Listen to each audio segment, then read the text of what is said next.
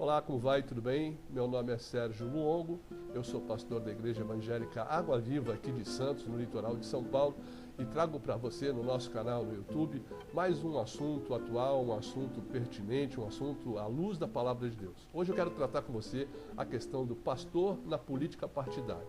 Aí você pode estar pensando, mas por que isso agora?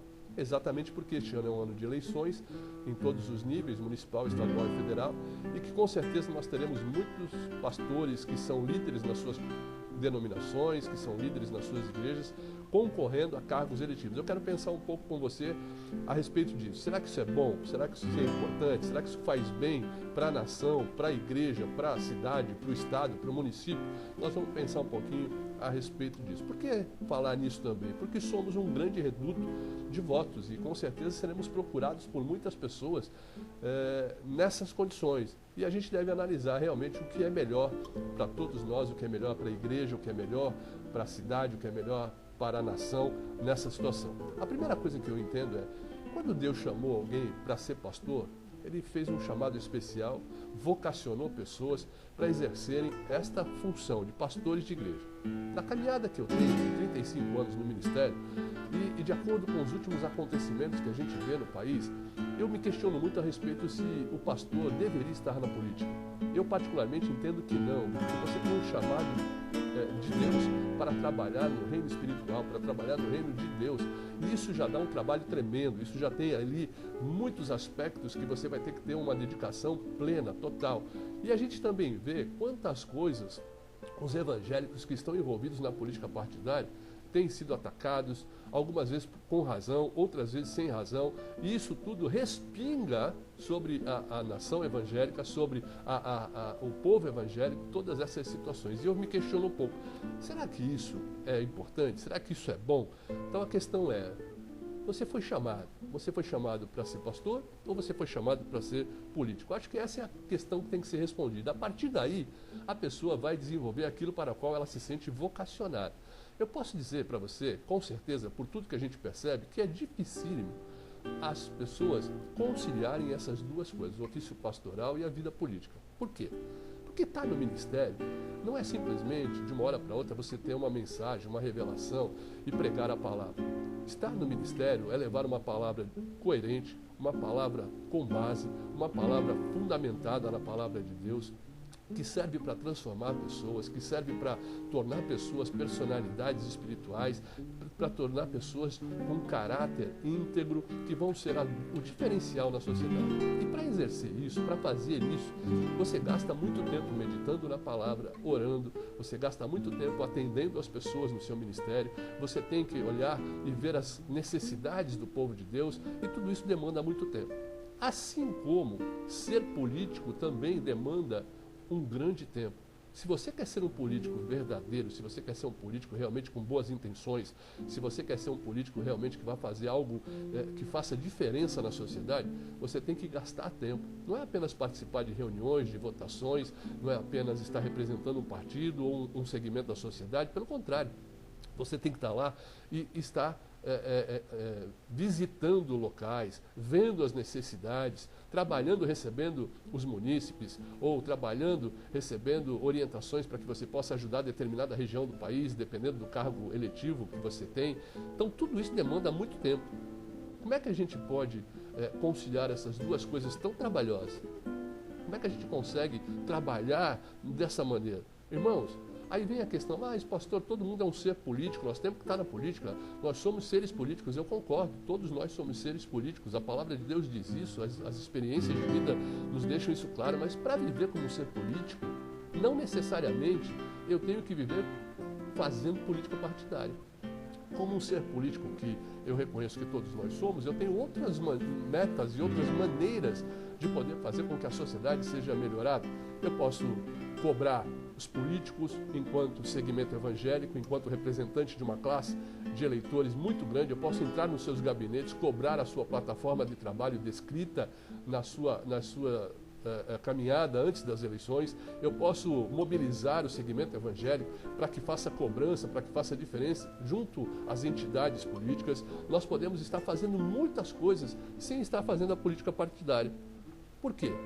Porque o nosso objetivo principal é formar pessoas dentro da igreja, aí sim, pessoas com personalidade, com integridade, com senso de moral, com trabalhos feitos em prol da sociedade, não apenas do segmento evangélico, mas todas elas, como personalidades que estas sim um dia poderão se candidatar, representando aquilo que é bom, aquilo que é moral, aquilo que é coerente, estando lá para trabalhar pela justiça, pela equidade, pelo cumprimento. Nós formamos essas pessoas que são os membros da igreja. Mas o pastor, ele tem uma outra função, na minha visão, ele tem uma função de preparação. Pastores em tempo integral têm muita coisa para fazer.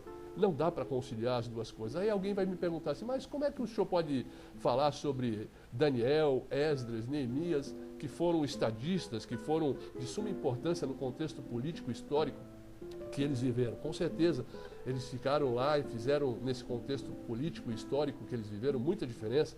Mas tem uma coisa muito interessante. Eles cumpriram sua missão de profetas. Só que naquele tempo, eles não dirigiam uma igreja. Só que naquele tempo, eles eram usados por Deus para falar ao povo. Mas eles não tinham uma congregação. Eles não tinham um grupo que se reunia e dependia dele. Eles eram profetas, eram estadistas, mas não tinham a direção de uma igreja. O que a Bíblia fala a respeito disso? Vamos dar uma olhada na palavra de Deus em 2 Timóteo, capítulo 2, versos 5 e 6. Paulo nos dá uma grande resposta a respeito de estar nestas duas frentes de trabalho, o vocacional, né, para ser político, e o pastoral. Ele mostra como isso é complicado. Ninguém que milita se embaraça com o negócio desta vida, a fim de agradar aquele que o alistou para a guerra. E se alguém também milita, não é coroado se não militar legitimamente. Ele está falando, olha, você foi chamado por Deus, você não pode se embaraçar com as coisas dessa terra. Você tem que fazer o trabalho que você foi chamado, o trabalho pastoral. E se você fizer esse trabalho e não fizer ele legitimamente, com zelo, com dedicação, você não é coroado. Ou seja, você não é abençoado, você não é reconhecido por Deus como homem que milita. Então, meu amado, na minha opinião, ser pastor é algo especial. Você foi chamado por Deus. E você que quer ser político, se você disse que tem esse chamado, quem sou eu para questionar o seu chamado? Mas você é pastor presidente, você é o pastor líder da sua igreja, você deveria abrir mão do pastorado durante o período do seu mandato, para que você pudesse cuidar de uma vez por todas naquilo que você disse que foi vocacionado, naquilo que você disse que foi chamado. Para que você não faça, como Paulo nos ensina, as coisas mais ou menos de todos os lados, tanto no lado político como no lado da igreja. Amados, a palavra mostra que tudo que a gente fizer tem que fazer muito bem feito. Olha só Romanos capítulo 12, versos 6 a 8. Ele mostra que quando a gente faz as coisas, tem que fazer da melhor maneira possível. De modo que, tendo diferentes dons, segundo a graça que nos é dada, se é profecia, seja ela segundo a medida de fé. Se é ministério, seja em ministrar. Se é ensinar, haja dedicação no ensino. Ou o que exorta, use esse dom em exortar. O que reparte, faça-o com liberalidade. O que preside, com muito cuidado. O que exercita a misericórdia, com alegria. Então veja bem, tudo que você faz, faça bem feito. E nós já vimos aqui que os dois lados, o ministério pastoral e o cargo político, exigem muito das pessoas. Com certeza, algum dos lados vai sair perdendo naquilo que a gente vê como zelo, como dedicação, segundo a palavra de Deus. A última coisa que eu queria falar com você é, faça um retrospecto sobre o que você viu no âmbito local, nacional, estadual, sobre pastores na política. Qual foi o resultado dessas ações, desse mandato? Valeu a pena? Mudou-se muita coisa? A cidade melhorou, o estado melhorou, a nação melhorou? A população passou a admirar mais os homens de Deus, passou a admirar mais os conceitos que eles colocam como conceitos bíblicos? As pessoas começaram a ter mais admiração pela fé evangélica em virtude das ações desses homens? E o ministério de cada um deles prosperou, ganhou unidade, foi um ministério que cresceu, porque as pessoas, vendo a sua atuação, quiseram aprender mais disso, né? Não que a gente entre na política para fazer o ministério crescer, mas quando você mostra-se como figura pública, uma pessoa diferente, você atrai pessoas. Cresceu. Irmãos, eu não sou tolo de entender que existem exceções, eu não sou tolo de entender que você tem pessoas que até prosperaram, tem pessoas que conseguiram fazer isso, mas a maioria das pessoas, se você pesquisar sem preconceito, você vai observar que não foi tão próspero assim, as pessoas não se agradaram dessas atitudes. Por quê? Porque a gente não pode se esquecer que a gente representa não apenas um segmento da sociedade. A gente representa uma cidade, um estado ou um país, e nós não podemos apenas ser políticos para aquele segmento, aquelas pessoas que têm a mesma fé que nós temos. E quando você se posiciona em situações em que a Bíblia condena, você vai desagradar muita gente. E isso vai trazer ruptura, isso vai trazer muitas pessoas que vão passar a desgostar da fé evangélica, dos crentes, e a gente tem visto isso no dia a dia acontecendo em todos os âmbitos, principalmente no Brasil. Eu não pretendo aqui nada além de provocar uma reflexão, primeiro dos pastores. Você tem um chamado maravilhoso, que é pregar a palavra de Deus. Você tem um chamado maravilhoso, que é transformar vidas. Você tem um chamado maravilhoso, que é transformar a sociedade e o país sem exercer a política partidária. Pense nisso antes de tomar uma decisão. Você que é pastor, pense se isso vai fazer bem para a palavra de Deus, para o reino de Deus, para a sua própria vida, para a sua congregação. Temos que saber que nós somos 30 milhões de evangélicos, que juntos a gente pode, de uma outra maneira que não a política partidária, fazer essa sociedade se tornar um pouco melhor através da pressão que faremos junto aos órgãos públicos, juntos aos nossos candidatos, junto às pessoas que se elegeram. A gente vai fazer muito mais, um trabalho muito mais produtivo do que ser um político partidário. Então, meu irmão, eu vou dizer uma coisa para você. O que me diz que nós devemos nos afastar disso é as experiências de vida que a gente tem observado, é olhar para a política partidária nesse país e ver quão comprometidas estão com a verdade, com a integridade, e aquilo que diz Lucas capítulo 10, verso 2. E dizia-lhes: grande é em verdade a seara, mas poucos são os obreiros. Rogai, pois, ao Senhor da seara que envie obreiros para a sua seara.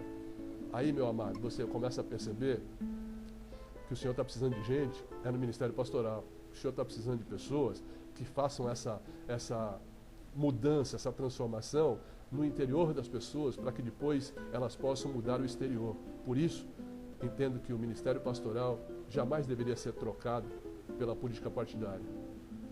Agora, você que é crente, você que é apenas membro da igreja evangélica, você que foi instruído, que você tem valores, pense nisso também. E se candidate, mas se candidate para fazer o melhor para todos, porque você não é apenas um candidato de um segmento evangélico.